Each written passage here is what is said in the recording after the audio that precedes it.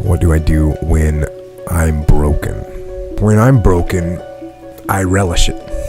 That's what I'm gonna do. I'm gonna use it. Because if I'm broken, then I just found my limitations. And until I know what my limitations are, how can I push them? How can I get better?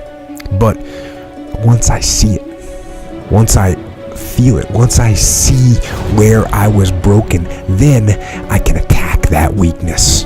I can fill in that gap. I can reinforce that breach.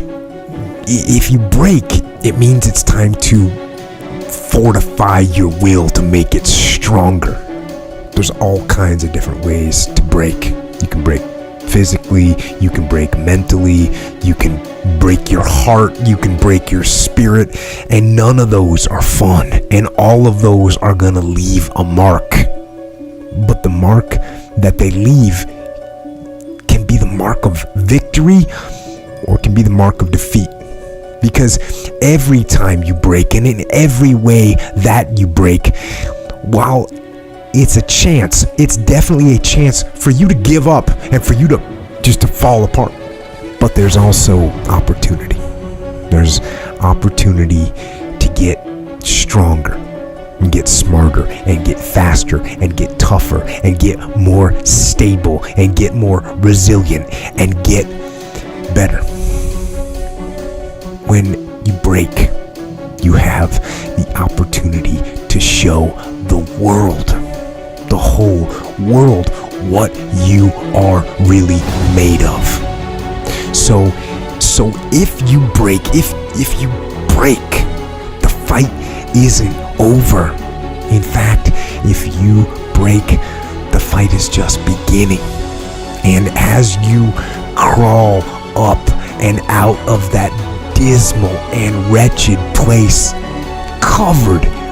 you're covered in blood and sweat and dirt and filth as you rise above what you were, and as you take the form of who you are supposed to be, you will see that in the very act of standing up, in the very act of fighting on, you will become and you will remain unbroken.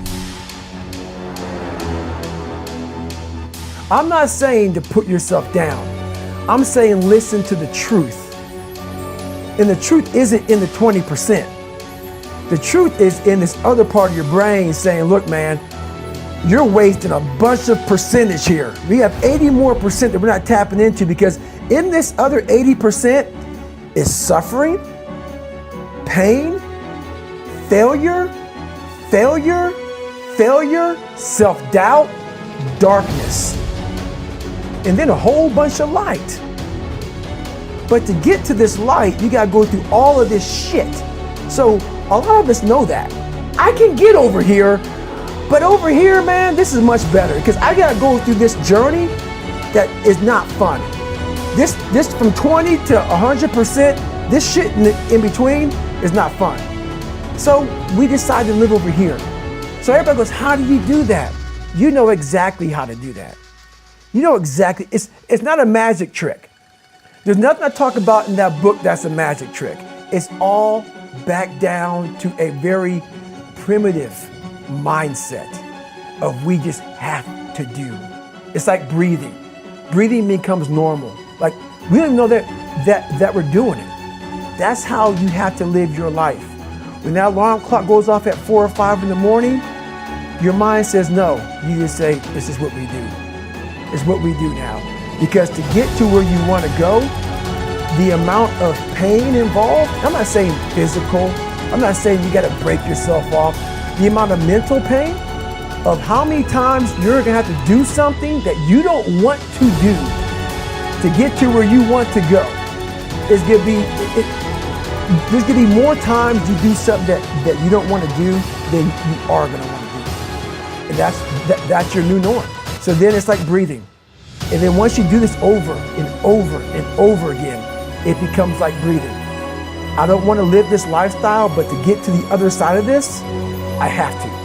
So if you really want it, you realize what trying is and what trying is not.